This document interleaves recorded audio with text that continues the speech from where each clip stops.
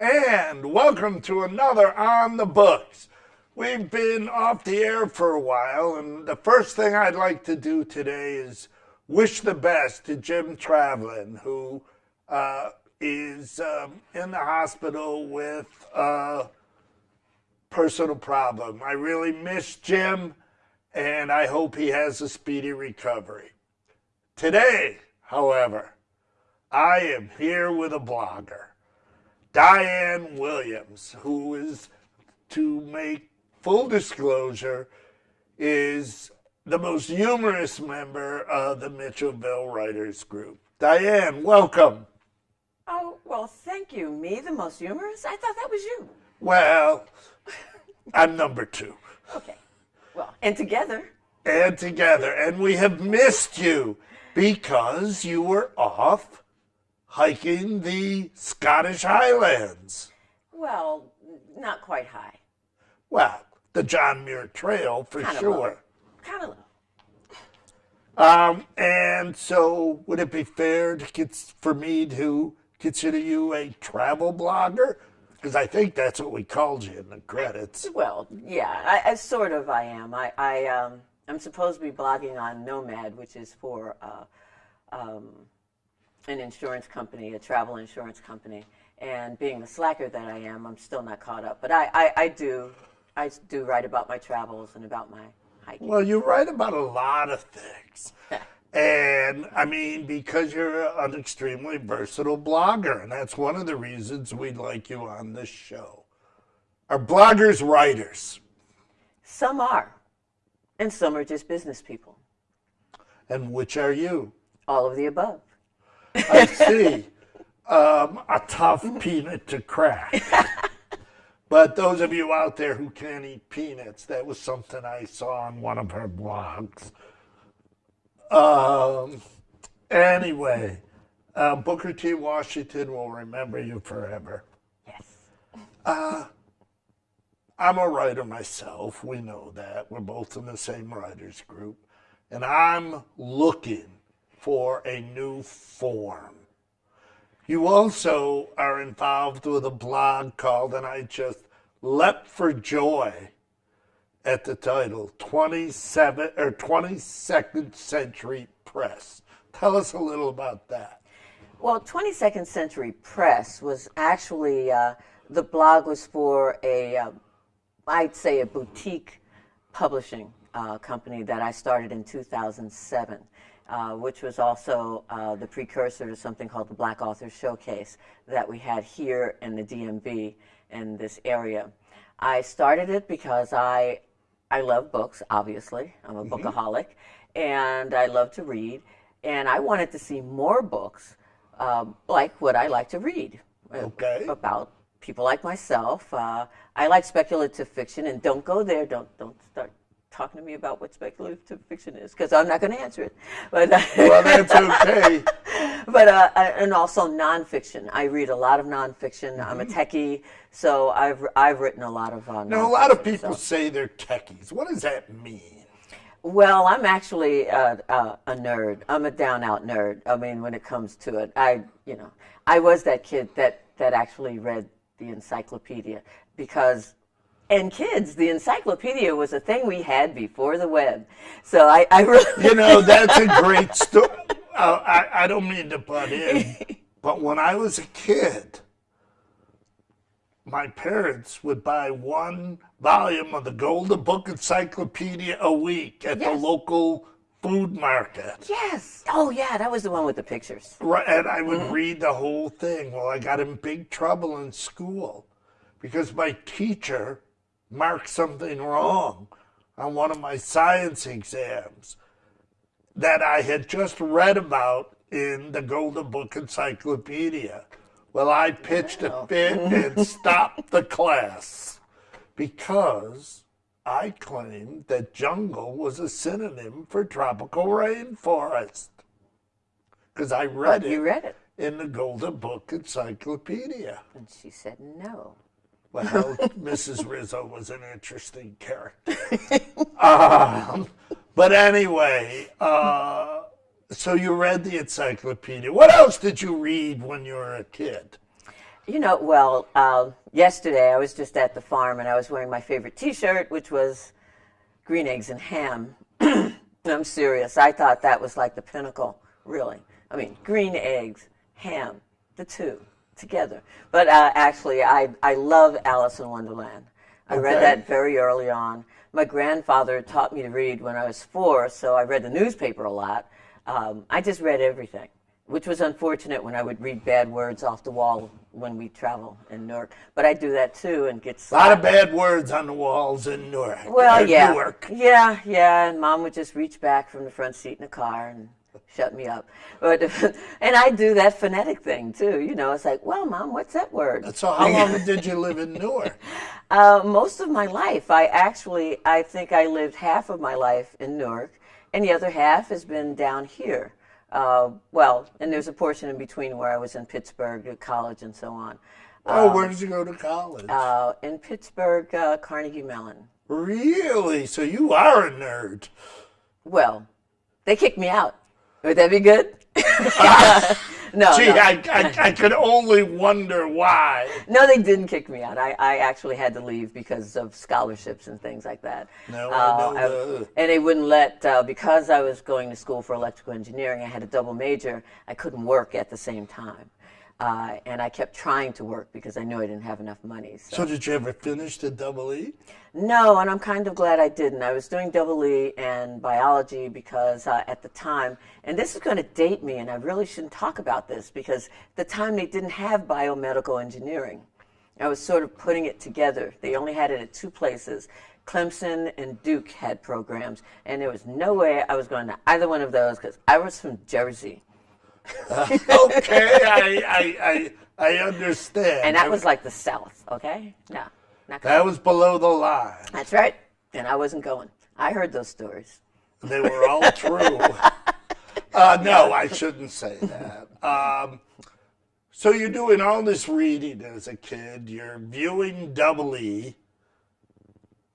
Did you write? Yes.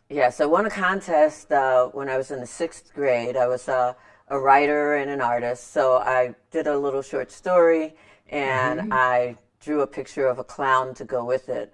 And clowns have always been spooky, scary, ugly to me. And it was, I believe his name was Emmett Kelly, I think it was. Yes, the Emmett Kelly Circus. Believe it or not, I have a model railroad. One of the boxcars says Emmett Kelly Circus, has a picture of it. Oh my God. I am so old. Shoot me now. No. I drew a picture of him, and the story was about how I really didn't like clowns that much, and this guy was always sad, and he was always in bad clothes, and no one loved him, and that was my story, and it won something. So what do you think of the clown in Stephen King's It? Oh my gosh, no. That's it. That thing gave me. I did not see the movie, this movie for a while because I had read the book, and that was so frightening reading it because in my head, you make the scariest clown ever. Well, I thought it was the best coming-of-age novel ever written. Much better than... I'm just thinking sewers with that clown head. I'm done. Yeah, but it was so much better than... now I can't even remember the name, so I'm not going to try. What, a Stephen King? Another Stephen King? No, not another Stephen King. That's the best Stephen King wrote. Oh, you mean coming-of-age story? Yes, the one they all read in 3rd year of high school. Oh, Holden Caulfield. Holden Caulfield, yes. Catcher in the Rye. I like Franny and Zoe a lot better, but that's another, yeah. And did you ever read A Perfect Day for Banana Fishing? I give my right arm, but you can't read that in school now. You can't? No, it deals with suicide. You can't read anything. You are kidding me, right? No, I'm not kidding you. Yeah. Anyway. We don't need to protect them that much. No, we're not.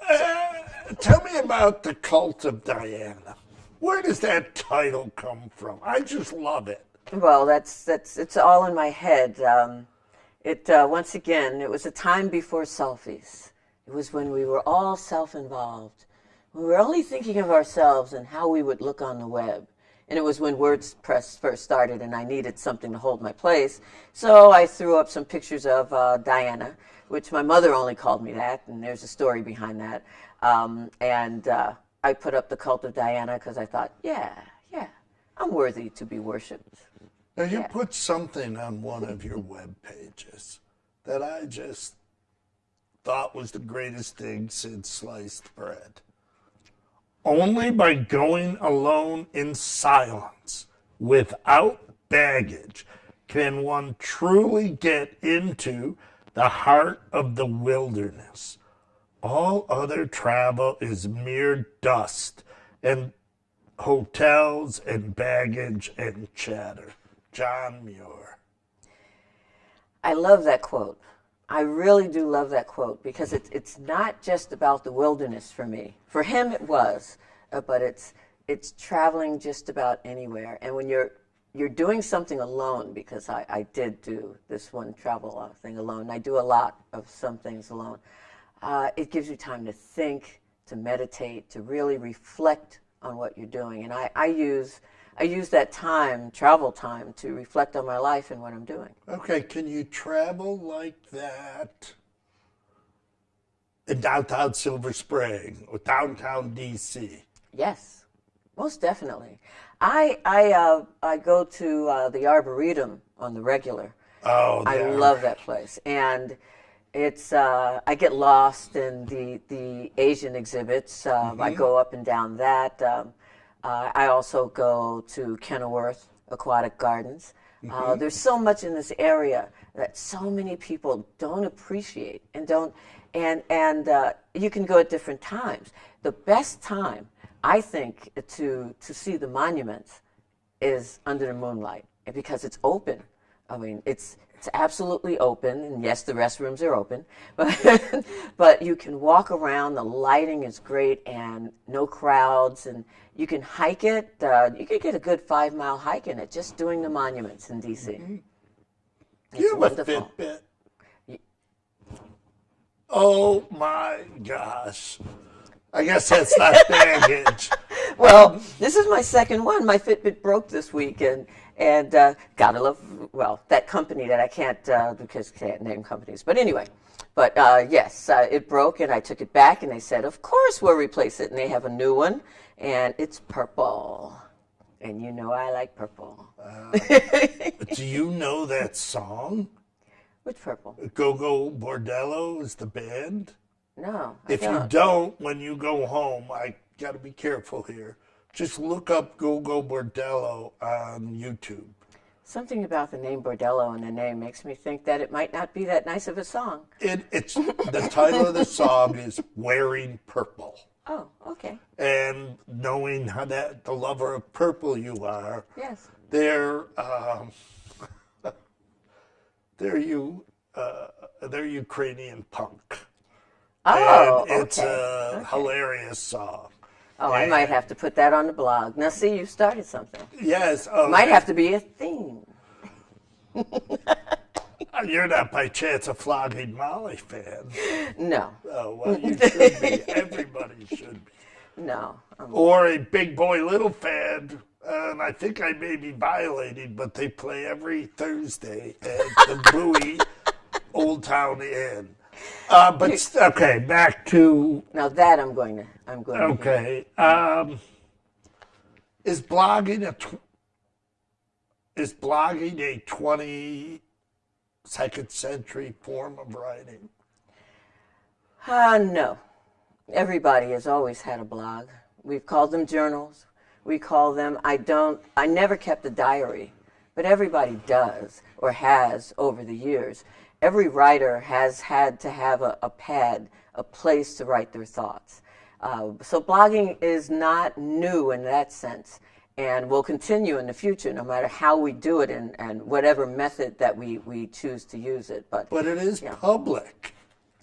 That's the beauty of it now. It doesn't have to be. I blogged for years. I started my first blog actually in 1991, and it had my heroes on it, Bugs Bunny and the Monster and Yosemite Sam, because I like them.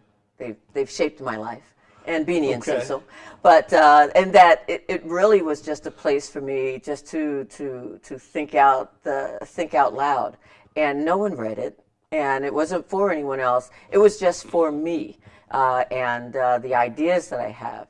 And then I think I don't know what was next. TypePad, I know I was on forums with CompuServe and some other things, but blogging is everywhere now. Well, actually, you're as close to a blogging expert as we've had on the show. I notice you blog WordPress. I notice you blog Blogspot. Which do you like better? I actually refused to use WordPress for a while. As I said, I took my name when it first started, and I thought it was too difficult for most users at the time. It wasn't as well thought out, and it's really been worked on. It's a great content management system right now. But Blogspot, which is owned by Google, which was also Blogger.com. Wasn't in the beginning. No, but Blogger.com was part of it, and when they joined all that together. But now it is. It's really sort of confined. It's easy to use, I think, but right now WordPress has expanded way beyond blog. Right. To website. I'm a blogger, and I do all of my blogging on Blogspot, mostly out of habit. And it's easy. It's easy. Right, it's easy.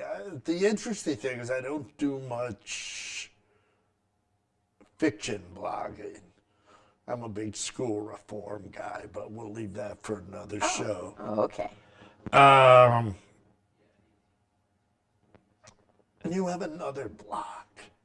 It's amazing to me, all the different things you do. And it's a food blog. And as anybody can see, I'm a food aficionado.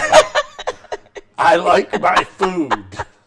You're not alone. I am not a small man in either my thinking or my eating. But anyway, you know I was coming over, so why didn't you cook? A question I asked myself, where did that title come from? Well, my very good friend Robin, who's since passed, I used to, and she lived here in Bowie. I knew exactly the right time to come to her house just when dinner it wasn't on the table because, I don't want it cold. It was just finished on the stove. I just knew when to come over whenever there was, I just knew. It was like I'd be at work and she said, you are like the supreme food moocher. And I went, yeah, if there's some free food somewhere, I can tell everybody where it's at because I know. If there's a happy hour with food, I am so up in there. Okay. Well, let me know what it is. I'll be there too.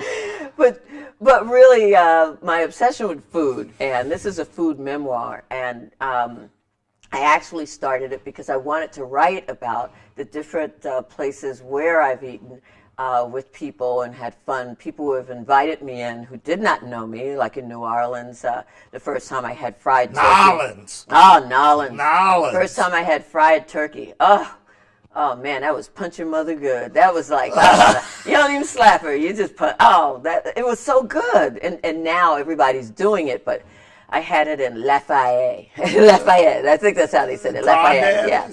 Oh, well, I had that in New York before, but down there, I mean, it was like, cracking and sucking the head, man. It's just so good. The experiences you have with food and the places. So travel goes with it because everywhere I travel, I've got to eat, and you got to eat what. That's right. Now you're living here on the Chesapeake Bay. How about a dozen Maryland Blue Boy?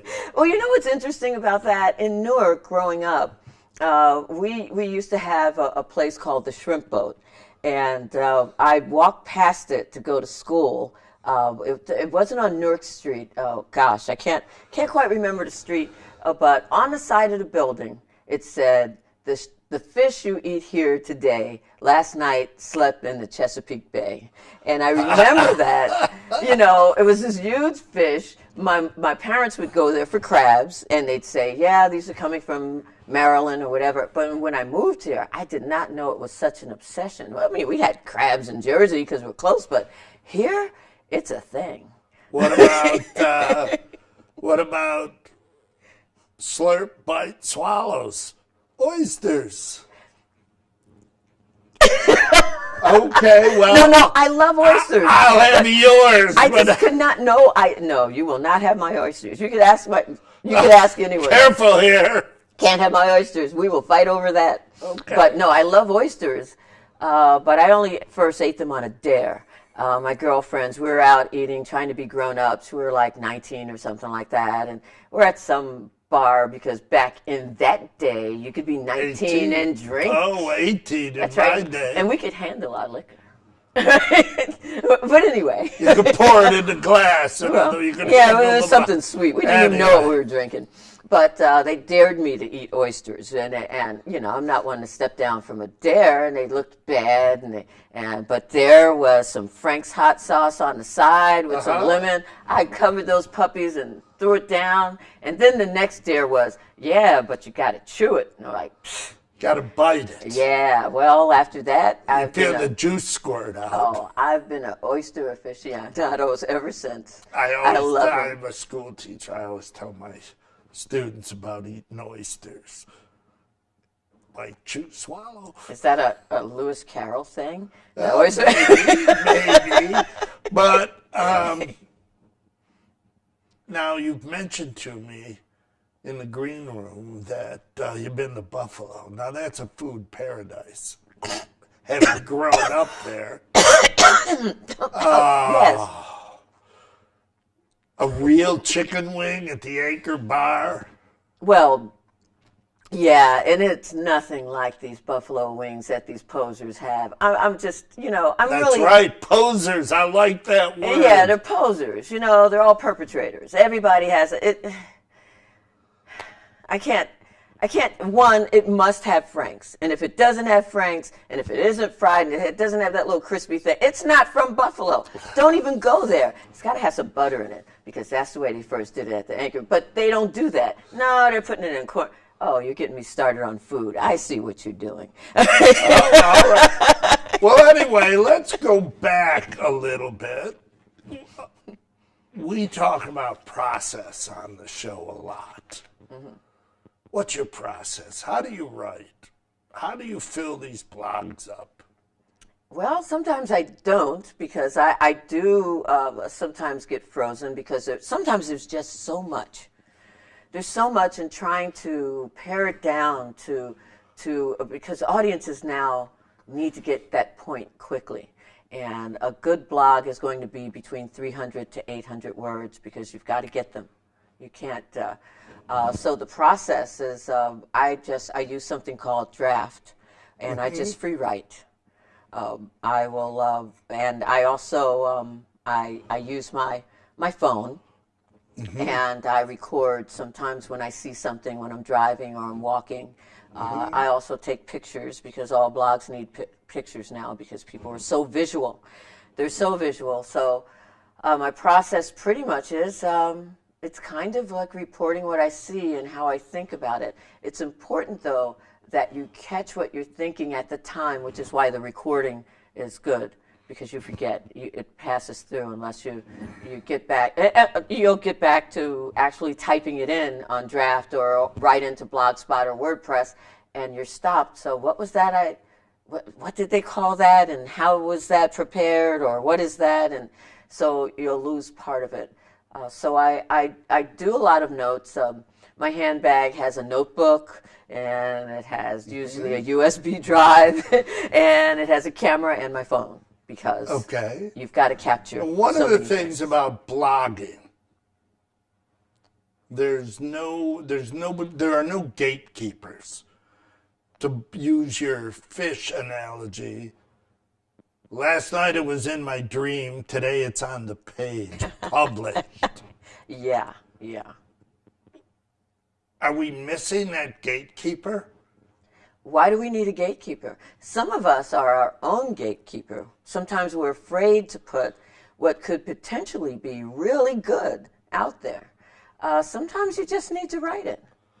I don't know And if the public likes it, they'll like it. And they will tell you. And if they hate it, they will tell you by not reading it.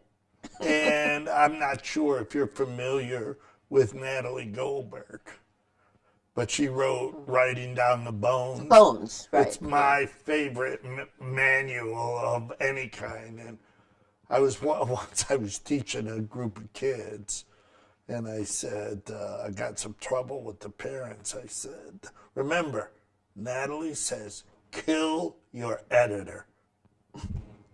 Well, you got in trouble for that? You Well, have to yeah. kill your internal editor.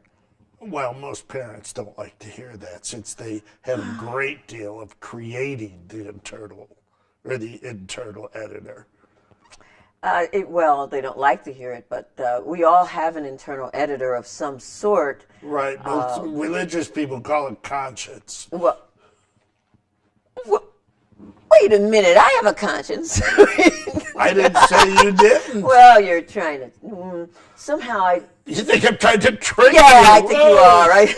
Sometimes I don't, and sometimes I do. Those things don't make the blog because, yeah, I do have an internal editor, but sometimes I shut her up and throw her down and maybe wrap her up in rope and maybe change because she deserves it. She was bad. And then I write what I want. But then my real editor comes out and goes, would you read that? And then Diane says, no, I wouldn't read that garbage. And so it never goes. So I may still have it. It's on disc, and you can't prove I actually wrote those words. Well,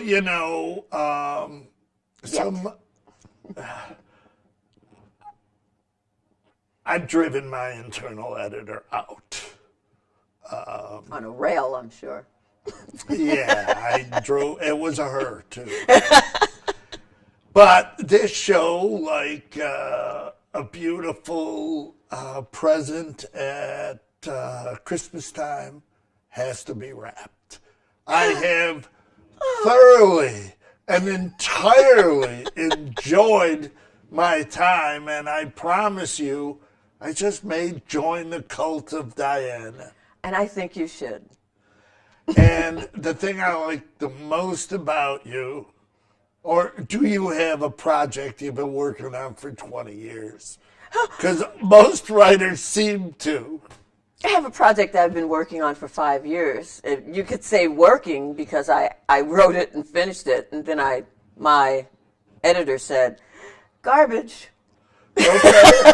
Well, the last thing, are you ever going to self-blog or live blog one of your hikes? I have done on Periscope, as a matter of fact. Okay, and thank you so much for coming. Oh, it's been a thank great you. pleasure. It's always fun with you, Norm. Okay, thanks. And that's another On the Books. I also do a radio blog called Norm at Night.